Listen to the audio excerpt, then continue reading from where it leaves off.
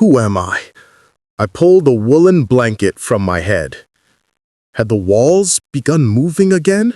Pulsing in and out like lungs. Had I been drinking again? Mindless attempts to silence something. My senses were grounded by the soft humming of my cat, Tober. She sat beside me, composed. It's Tober like October. Get it? October is my wife, June's birthday month. I thought it'd be a sweet name, also considering they act eerily similar, but her stale nature shut it down. Lots of people think it's stupid, June especially, but I think June can be stupid. She left me about a month ago. I've been trying to contact her, but it's been to no avail. She's still angry about my outburst last time we saw each other. Though, it's as if she never left.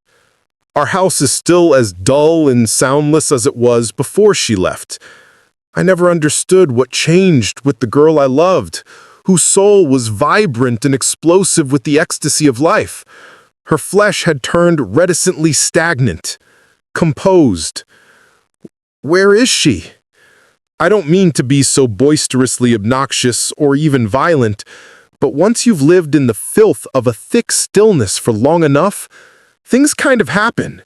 She should be used to these kinds of episodic outbursts. She should know how to help me.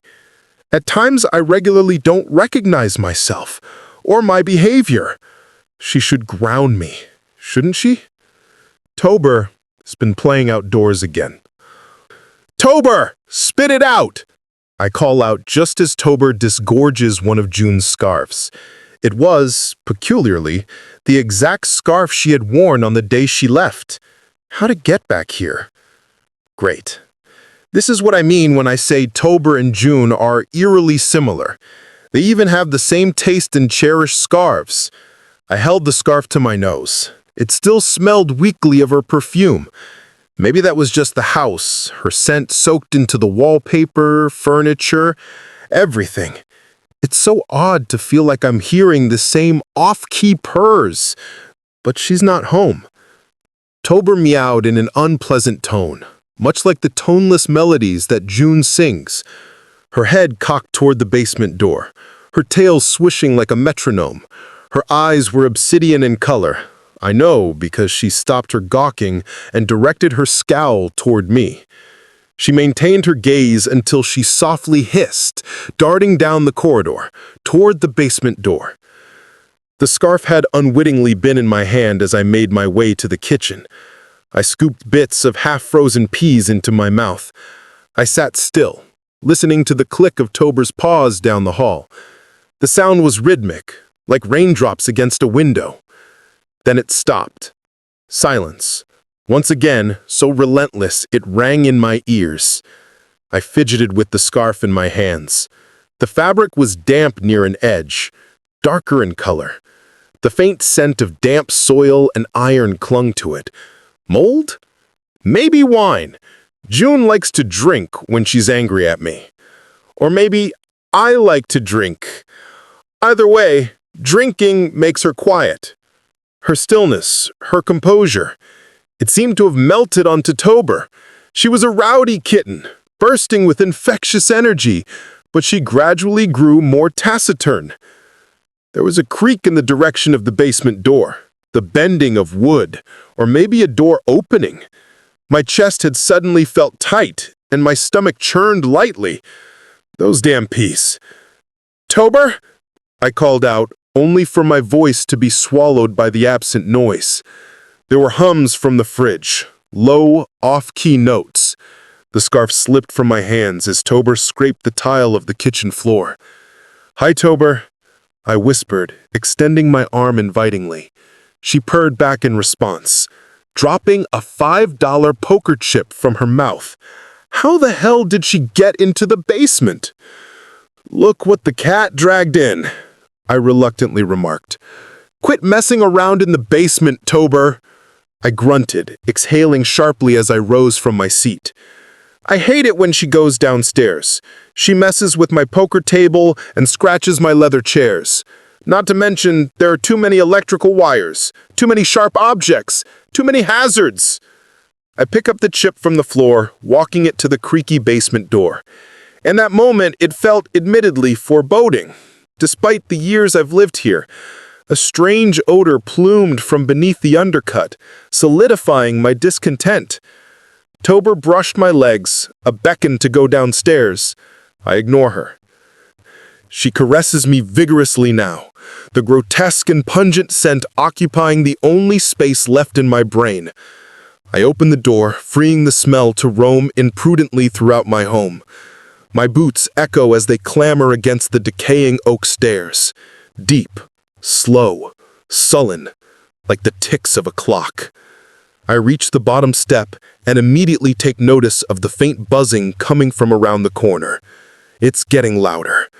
I jumped when I looked down to see Tober, gazing past the corner. Her head hadn't been cocked, nor had it been held high. She's seen whatever is past that corner before. The buzzing began taunting me, mercilessly growing louder. I attempted to breathe, but the odor had filled my lungs. I gasped, reaching for my throat, but instead of hearing the sound of dull breath rasping in my throat, there was a sudden, high-pitched feminine bellow. It sounded paralyzingly familiar. June! I hadn't moved, but before me I witnessed the glint escape her eyes. A pair of husky hands wrapped around her neck, her gravelly voice croaking.